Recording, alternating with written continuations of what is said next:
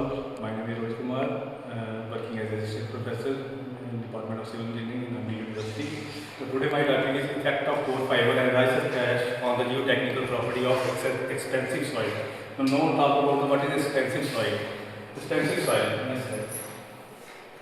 Extensive soil सबसे पहले हम बात करेंगे कि एक्सटेंसिव सॉइल क्या होती है। एक्सटेंसिव सॉइल वो सॉइल होती है जिसमें थोड़ा सा मॉइस्चर आने में स्वेल करती है, श्रिंक करती है, और स्वेल जब थोड़ा सा मॉइस्चर आता है उसके बाद वो क्या करती है, स्वेल हो जाती है। और जब थोड़ा सा मॉइस्चर गर्मी की वजह से जब मॉइस्चर कम हो जाता है तो वो क्या कर जाती है, श्रिंक कर जाती है। ठीक है, तो no talk about the soil को हम स्टेबलाइज करवाएंगे। हमारा सबसे पहले पार्ट क्या होता है, स्ट्रक्चर का फाउंडेशन बनाना। तो फाउंडेशन में इंपॉर्टेंट हमारे लिए सबसे पहले क्या रहती है, सॉइल। तो हमारी सॉइल ही कैपेबल नहीं होगी लोड उठाने के लिए, तो हम स्ट्रक्चर अपना अच्छा बना नहीं पाएंगे। ठीक है, तो सबसे पहले हम पढ़ेंगे सॉइल स्टेबलाइजेशन हम किन किन मेथड से करते हैं। ठीक है, तो सबसे पहले सॉइल में क्या क्या होना चाहिए। सॉइल में क्या होना चाहिए, स्ट्रेंथ होनी चाहिए, स्ट्रेंथ प्रॉपर्टी उसकी कम होनी चाहिए, बेरिंग कैपेसिटी हाई होनी चाहिए। ठीक है, इंक्रीज इसकी ड्यूरेबिलिटी करनी पड़ेगी, सॉइल वाटर प्रूफिंग करनी पड़ेगी।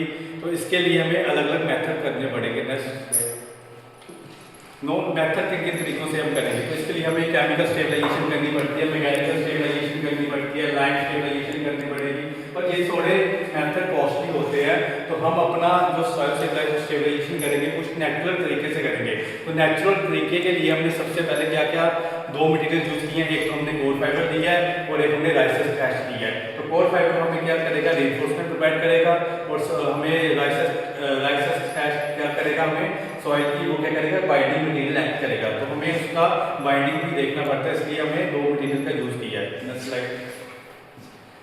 आगे जो मटेरियल मैंने आपको बताया कि हमने एक एक्सपेंसिव सॉइल ली है। ठीक है, एक्सपेंसिव सॉइल में क्या क्या होता है, मोनोनाइट मिनरल्स होते हैं। मोनोनाइट मिनरल्स वो होते हैं जो स्वेलिंग और श्रिंकिंग प्रॉपर्टी करते हैं। तो अगर ये मिनरल्स उसमें प्रेजेंट होंगे तो ये सॉइल के लिए बहुत ही मतलब कि उसकी बेरिंग कैपेसिटी कम कर देते हैं, जिसमें मॉइस्चर आने की वजह से वो स्वेल कर जाते हैं।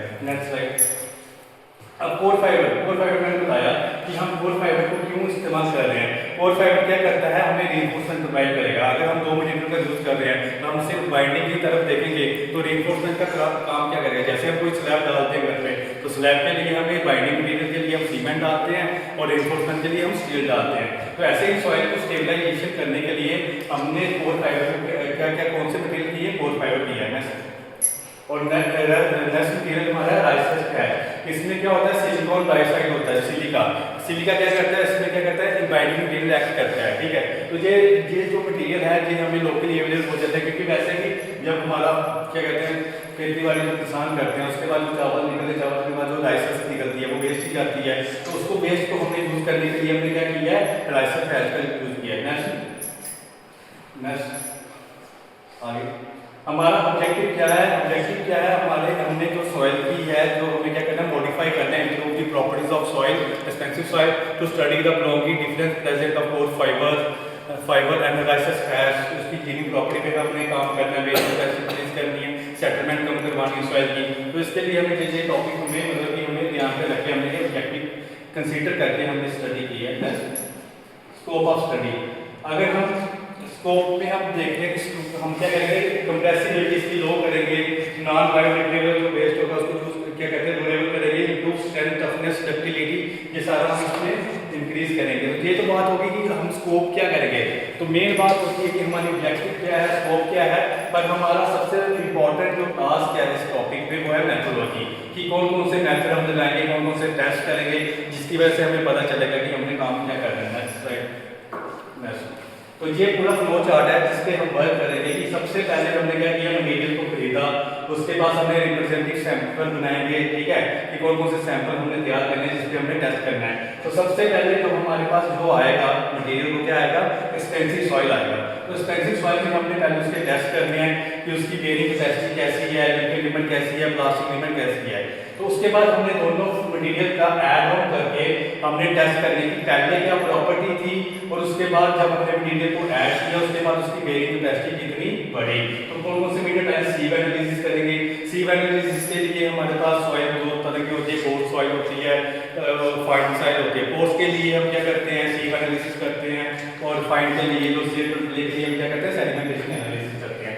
तो उसके बाद हम स्पेसिफिक ग्रेविटी टेस्ट करेंगे, ठीक है, एडवर्ब लिमिट टेस्ट करेंगे। तो सबसे मेन पॉइंट हमारा क्या है, एडवर्ब लिमिट। एडवर्ब लिमिट में हम क्या क्या चेक करेंगे, लिक्विड लिमिट, प्लास्टिक लिमिट और सेकेंड लिमिट, ठीक है। तो ये सबसे है, और हम आज जो डिटेल में पढ़ेंगे हम इसी के बारे में पढ़ेंगे कि एडवर्ब लिमिट में कैसे कैसे परफॉर्म करेंगे। और इसमें भी हम सबसे जो मेन टॉपिक हम कंसीडर करेंगे वो है वो लिक्विड लिमिट, ठीक है। तो लिक्विड लिमिट करेंगे कि ये सारे सॉइल के टाइप है, ग्रेवल, सैंड, सिल्ट, क्ले, इनके जो ग्रेवल, सैंड, सिल्ट, क्ले ये हमने डिस्ट्रीब्यूट इसको उसके साइड के हिसाब से किया है कि कौन से साइड में अगर सॉइल फॉल करेगी तो हम ग्रेवल करेंगे, सैंड बोलेंगे, ठीक है। उसके बाद जब हमारी एडवर्ब लिमिट निकल जाएगी तो उसके बाद जो हमारे मेन टेस्ट होंगे, उसके बाद क्या होगा, कंपैक्शन टेस्ट होगा, कैलिफोर्निया बेरिंग रेशियो टेस्ट, जिसको सीवियर टेस्ट बोलते हैं, फिर अनकन्फाइंड कंप्रेसिव टेस्ट। फिर उसके बाद उसकी एनालिसिस होगी कि हमारी सॉइल कितनी कैपेबल हुई, ठीक है, लोड उठाने के लिए कितनी कैपेबल हुई। हमने स्ट्रक्चर बनाना है, स्ट्रक्चर ये थोड़ी है कि थोड़ा सा मॉडल बना दे, तो हमें तो घर बनाना है, बिल्डिंग बनानी है, ठीक है। तो बिल्डिंग में हमें 2-3 फ्लोर तो कम से कम हम बनाते हैं, ठीक है। तो फिर उसके बाद ये हो जाएगा, उसका रिजल्ट देखेंगे, कंक्लूजन देखेंगे कि पुरानी स्टडी से हमारा जो टॉपिक है वो कैसे बैठ रहा है। नेक्स्ट स्लाइड, ठीक है। तो सबसे पहले मैंने आपको वो बोला था कि हम जो बात करेंगे, किस टेस्ट की बात करेंगे, लिक्विड लिमिट टेस्ट की बात करेंगे एडवर्ब लिमिट में। तो सबसे पहले हम देखेंगे कि सॉइल की कंसिस्टेंसी कैसे वर्क करती है। तो सॉइल की कंसिस्टेंसी देखने के लिए उसकी कुछ स्टेजेस होती हैं, 4 तरह की उसकी स्टेज होती है। First stage solid state, semi solid state, plastic state और लिक्विड स्टेट। तो जब ये सॉइल सॉलिड से सेमी सॉलिड स्टेट में जाती है तो हम उसको बोलते हैं श्रिंकेज लिमिट। तो एज श्रिंकेज लिमिट जो हमारा क्या कहते हैं डिग्री ऑफ सैचुरेशन क्या होती है, 100% हो जाती है। फिर जब सॉइल सेमी सॉलिड से प्लास्टिक स्टेट में जाती है उसको हम बोलते हैं लिक्विड लिमिट। फिर जब प्लास्टिक से लिक्विड में जाती है इसको प्लास्टिक लिमिट, और जब प्लास्टिक से लिक्विड में जाती है तो उसको लिक्विड लिमिट।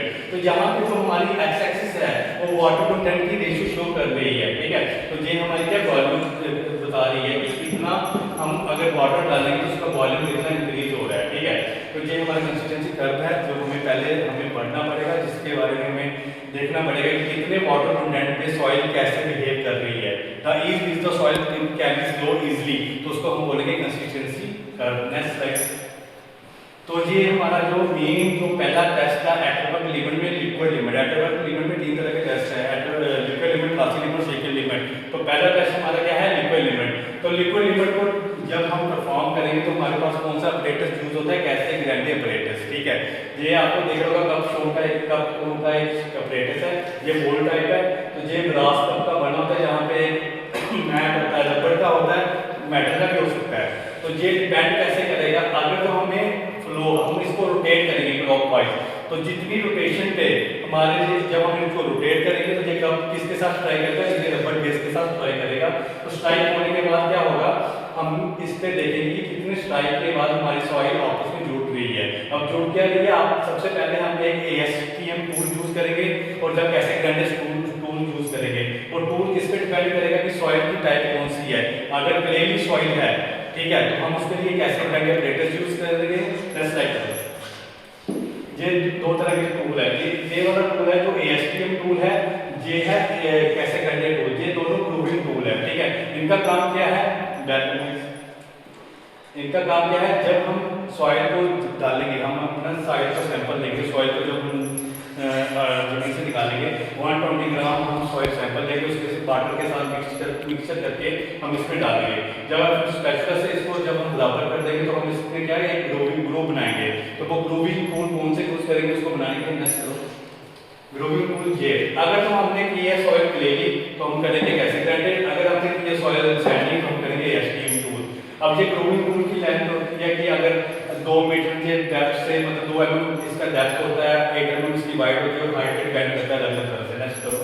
जब हमने ग्रो बना लिया तो अगर हमने किया कैसे ग्राइंडिंग टूल से तो इसकी शेप बनेगी ऐसे, अगर ASTM से टूल से किया तो इसकी शेप बनेगी ऐसे, ठीक है। नेक्स्ट जब हमने जब इसका ग्रोविंग टूल बना लिया तो हम इसके बाद क्या करेंगे, उसमें कैसे करेंगे प्रेक्टिस में क्या करेंगे, रोटेशन देंगे। रोटेशन होने के बाद क्या होगा, वो सॉइल जो ग्रोविंग होगी वो आपस में जुड़ना स्टार्ट करेगी। तो हमें देखना है हमने कितने रोटेशन के बाद, अगर 1 रोटेशन दी, 2 रोटेशन दी, तो कितने रोटेशन के बाद हमारी सॉइल आपस में जुड़ गई है, ठीक है। तो वो हमने फाइंड करना है। आमतौर पर तो हमारी रोटेशन 25 रोटेट करने के बाद हमारा ये ग्राफ मिल जाता है कि जब हमारी लिक्विड लिमिट हम कैसे फाइंड आउट करते हैं। आप जनरली हमारी जो हमारी लिक्विड लिमिट 25 ब्लो रोटेट करने के बाद हमारी लिक्विड लिमिट आ जाती है, ठीक है। नेक्स्ट आगे ठीक है, वो हमारा लिक्विड टेस्ट खत्म हो गया। उसके बाद हम जो प्रॉपर्टी देखते हैं सॉइल में, प्रॉपर्टी ऑफ एक्सपेंसिव सॉइल। सबसे पहले हमने जो एक्सपेंसिव सॉइल जिसमें हमने कुछ ऐड नहीं किया था, उसकी प्रॉपर्टी की वैल्यू दिया है, सैंड साइज इतना था, सिल्क साइज इतना था, क्ले साइज इतना था। तो ये हमें देखने के बाद ही हम आगे टेस्ट परफॉर्म करेंगे नेक्स्ट। ठीक है, ये प्रॉपर्टी ऑफ कोर फाइबर जो हमने यूज किया है, ठीक है, उसकी क्या क्या कौन सी मटेरियल डेंसिटी क्या है, लेंथ क्या है। हम ये नहीं करेंगे कि कोर फाइबर को हम सीधे ऐसे डाल देंगे, इसको हम हॉरिजॉन्टली डालेंगे ताकि इसकी रेनफोर्समेंट उस सॉइल में इंक्रीज हो और उसकी क्या कहते हैं रेनफोर्समेंट इंक्रीज होने की वजह से उसकी क्या कैपेसिटी की बेरिंग कैपेसिटी इंक्रीज होना। फिर लाइसेंस मैंने आपको बोला है सबसे ज़्यादा सिलिका होता है, सिलिका डाइऑक्साइड, जिसकी वजह से हमारा बाइंडिंग मटेरियल है अच्छे से काम करता है, जिसकी वजह से हमारी एक्सपेंसिव सॉइल में कोर फाइबर और लाइसेंस अच्छे तरीके से आपस में बाइंडिंग हो जाती है। Next conclusion. इन टेस्ट का जो हमने कंक्लूजन निकाला है कि जब हमने नेटवर्क लिमिट यूज की, सॉइल लिक्विड लिमिट निकाली, उसके बाद कैलिफोर्निया रेशियो टेस्ट हमने किया, उसके बाद ये इसकी अपनी प्रॉपर्टी शो करेगा। ठीक है, तो ये सबसे पहले कंक्लूजन आया कैलिफोर्निया रेशियो टेस्ट में। इसमें क्या होता है कि अनसॉल्व्ड सोप पेलोसीमिया की जो इंक्रीज ट्रेंड हुआ वो कितनी इंक्रीजिंग परसेंटेज में आया। ठीक है, नेक्स्ट ये रेफरेंसेस है, जनरली जो रेफरेंस है हमने ये स्टडी की है उस तरह के रेफरेंसेस। Thank you.